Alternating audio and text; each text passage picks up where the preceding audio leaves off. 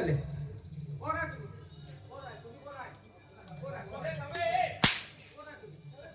कोण आहे तुम्ही? तुला आम्ही तमाशातलं पोलीस वाटतोय का? मग काय ना कोण म्हणता खरं आहे? कोण म्हणतं खरं आहे? तुला कोण म्हणतात खरं? हे बघ, इकडे गेला काय? मला चला इकडे नाही. मला हात कसा बसवायचा? आमचं समजलं का? लेटर वर आला की दमा काढ. दमा. हाय, आठ मुलं. अरे, आता महिना कसा लावायला? 100 रुपये दे. 100 रुपये. कशाबद्दल रे? घरगुती ऑपरेशन केल्याबद्दल. डॉक्टर आहे का? हाणत नाही वेळ लागला. अरे लागा आपल्याला हाणायला लागलं पुढे.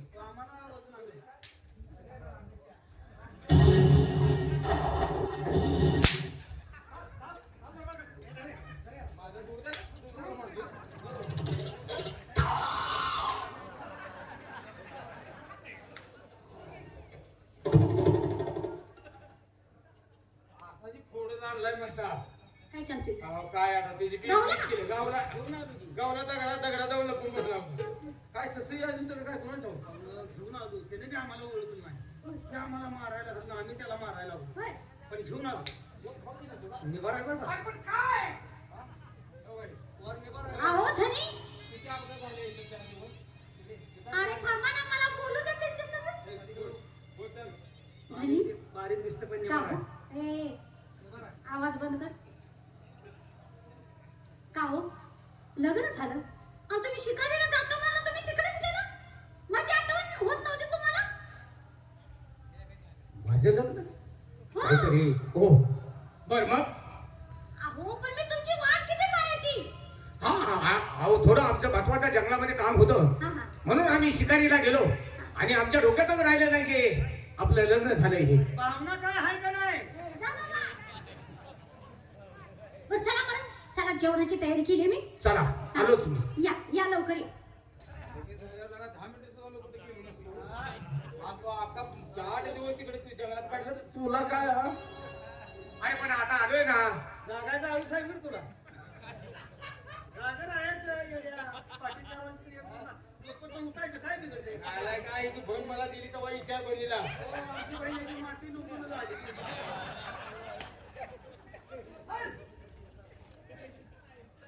या हरामखोराने माझी सुवर्णाची काया बघून या ठिकाणी मला आणलं आणि असणारी माऊली कोण आहे मला माहित नाही, पण तिनं मला आपला पती मानलाय. हरकत नाही, म्हणजे नक्कीच या ठिकाणी माझा दादा असणार आहे. कारण त्या फातिमा राक्षसीनं मला सांगितलं यापूर्वी एक असाच माणूस आला, त्याशी मी सुवर्णाची काया केली.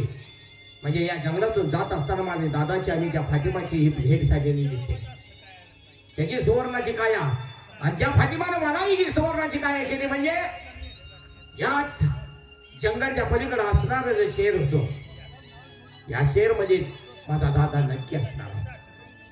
पण त्या माऊलीशी आपण जवळ जायचं नाही, कारण जर ती माझ्या दादाची पत्नी असेल तर ती माझी थोरली वहिनी आहे. आणि थोरली वहिनी म्हणजे आई समान असते. वा परमेश्वरा, एका आईपासून दूर केला आणि दुसरी आई माझ्या पत्रात टाकली तिची सेवा करण्यासाठी. धन्य झालो आज, खरोखरच तुझी लीला आघात आहे. चला आपल्याला आपण आपल्या गावासाठी गेलंच पाहिजे.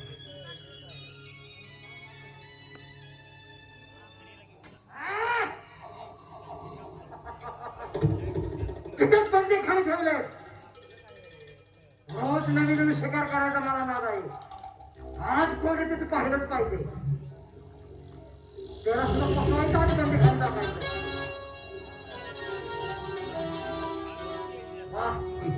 आज परमेश्वराच्या मनात काय माहित नाही. शिकार चालली आला. एका संकटातून बाहेर पडलो, दुसरं आलं, त्यातून मी बाहेर पडलो, हे तिसरं संकट. तो कोण आहे? जंगलाचा ब्रह्मराक्षस. असा? हा. ठीक आहे, मग काय हवाय तुला माझ्याकडून? अरे काय हवं असणार, मी तुला जेवण खाऊन टाकणार. मला खाण्याची भाषा बाजूला ठेव, फक्त माझ्याशी 2 हात कर म्हणजे समजेल तुला मी काय ते. अरे कशाला युद्ध करतोस? फक्त माझ्यासोबत सोंगट्याचा डाव खेळ बघ. सोंगट्याचा डाव? हा तर माझ्या डाव्या हाताचा माळ आहे. ठीक आहे, छान. पण त्यात नेम आणि अट्टी पाहिजे. असं नाही हो. समाज ग्रामपंचायत शिपाई कोण असतील दोघे जण त्याचा हॉटेलकडे जावा. त्याचं पुढे नाना बोलवते. ग्रामपंचायत शिपाई उद्या त्यांना हॉटेल जाऊन जावा. नाना तिथं उभा आहे. तो हल्ला तर मी हरलो तर मी तुला आनंदाने भक्ष बांधण्यास तयार आहे. आणि जर मी जिंकलो तर तू काय करशील? हा तू काय म्हणतेस ते? आता हा मग माझी आत्ता आहे. अरे जर मी जिंकलो हा, हा, हा. तर तुझ्या बंदीखाली जेवढे बंदी आहेत तेवढ्या बंदींना तुला मुक्त करावं लागेल. चालेल मंजूर आहे मला. असा हा मग का समजा करा. हा सुद्धा पसणार पहिला तसा पसला हा सुद्धा पसणार.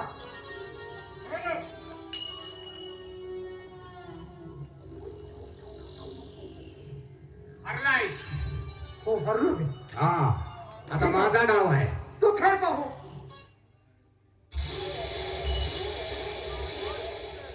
हाही डाव मी जिंकलोय. बापरे तुझ्या मुखातून गेलेला शब्द आहे. तू ब्रह्म राक्षस आहेस. हो तू मला शब्द दिलायस की तू मागेल ते द्यायला तयार आहे. फक्त माझी एकच अट आहे. मला तुझ्याकडून धन द्रव्य पैसा अडका जमीन मला काही नको आहे. हे सोनं आणू नको तुला. काही सुद्धा नको आहे. मग काय फक्त तुझ्या बंदी खाण्यात जेवढे बंदी आहेत त्यांना मुक्त कर. फार हुशार आहे. आणि आजपर्यंत हा खेळ कधी मी हरलो नाही. त्यांना जाणून काही माहित आहे परमेश्वर तुझ्या पाठीवरच आहे. आणि ती बंदी काय होता त्यांचं मी नशीब चांगलं म्हणायचं. ठीक आहे त्यांची मुक्तता करतो मी.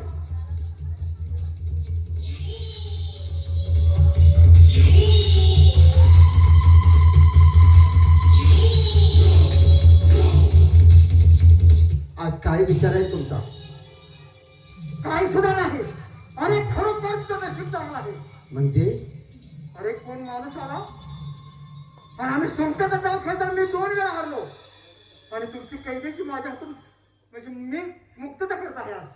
असं मला वाटलं का माझं तुम्ही शेवटी अंत करणार, खरोखर मला भक्ष करणार तुम्ही. नाही रे तू खरोखर भाग्यवान आहे. तुझं आयुष्य भरपूर आहे. त्या आज मी तुला मुक्त करत आहे. पण कोण माणूस आहे, कुठं आहे तो?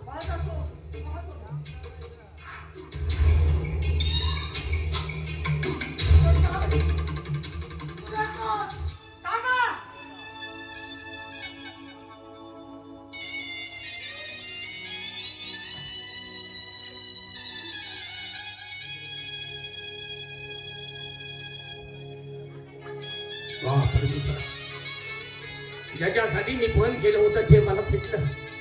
या ठिकाणी आता मरण जरी आलं तर तेही मरण मी आनंदाने स्वीकारेन दादा.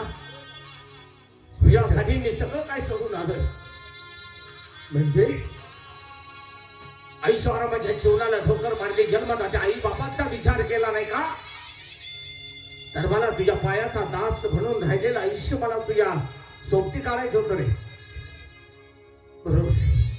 मोहन, एका वेळेला मी ज्या वेळेला आपला राजवाडा सोडत होतो त्यावेळेला खूप विनवणी केली बाबासाहेबांची. पण त्यांनी माझ्या अंगावरचे हसण्याचे फटके मारले आणि तुझ्यानी माझी भेट होऊ दिली नाही. अरे पण दादा त्यावेळी जर थोडा वेळ आणखी थांबला असतास तर तुझ्या आणि माझी शेवटची भेट तर झाली असती. मला न सांगता आलास का रे? म्हणजे तुलाही मी इतका जड झालो होतो. नाही, तू शाळेला गेला होता. तुझी शाळा 5 वाजता सुटणार होती आणि बाबासाहेबांनी मला सकाळी 11 वाजता हद्दपार केलं होतं. मला तर दिवसभर मी कुठं थांबणार होतो. तर बाबासाहेबांच्या निदर्शनात आलं असतं की मी अजून थांबलोय म्हणून, तर त्यांनी मला जीवन सोडले नसतं रे. ठीक आहे दादा, आता आपली भेट झाली. चला आपण आपल्या राज्याकडे निघून जाऊया. नाही, मग या जंगलच्या बाजूला जे राष्ट्र आहे हो, त्या राष्ट्राच्या राजकन्याशी माझा विवाह झालेला आहे. होय.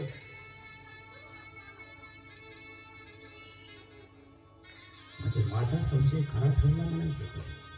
ठीक आहे दादा, तिथं जाऊ आणि नंतर पुढचा विचार करू आपण. चला.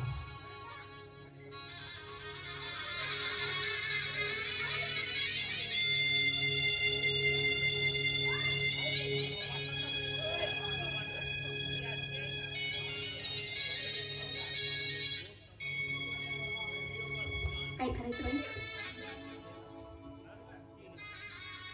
अहो कुठं आहे तुम्ही पारेकरी? अहो हिने आलेत पण माझ्या संग बोलत नाही. अरे अहो तर हे काय बोलत?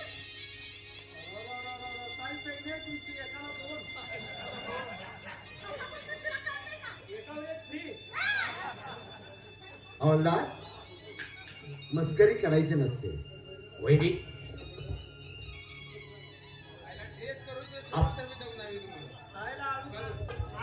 वहिनी तुम्ही मला आपला पती समजतात, अहो पण मी तुम्हाला पाहिल्यानंतर मला म्हणजे माझ्या त्यावेळी शंका आली, म्हणून मी तुम्हाला माझ्या अंगालाही स्पर्श करून दिला नाही. मी तुम्हाला ओळखलं मी नाही.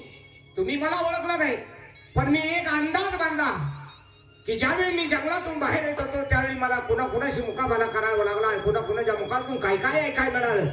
त्यावरून मी अंदाज बांधला की माझा दादा नक्कीच या राज्यात असणार आहे आणि त्याचीच पत्नी तुम्ही असणार आहे. पण आमच्या दोघांचा चेहरा मोहरा एक असल्यामुळे तुमची थोडी फसगत झाली. तुम्ही मलाच आपला पती समजलात. पण वहिनी तुम्ही माझ्या थोरल्या वहिनी आहेत, म्हणजे माझ्या आई समान आहात.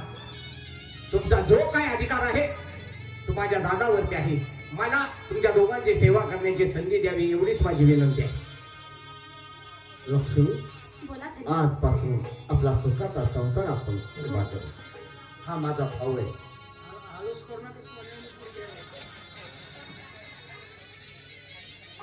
तेव्हा काही दिवस आपण या राष्ट्रामध्ये राहू, नंतर आपल्या राष्ट्रात पण आपण ही दोन आवाजन आपण सगळं घेऊन जाऊ. हा, चालेल. म्हणजे आमच्याच राष्ट्राची वाट लागली पाहिजे. आम्हाला बी असली एखादं जमवून द्यायची.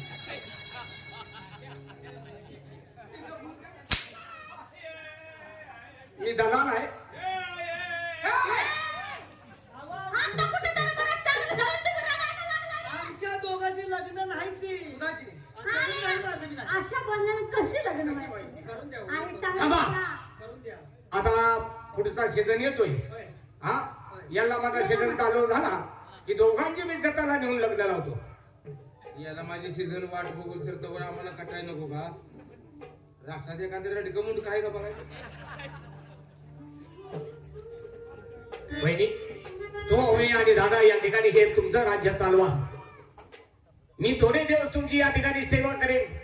मलाही माझं राज्य चालवायचं. ज्या ठिकाणी माझेही जन्मदाते आई वडील आहेत त्यांच्याही पायाचा मला दास म्हणून त्यांची सेवा करायची आहे. वरचेवर आपल्या पवित्र पावलाचं दर्शन घेण्यासाठी मी येईन.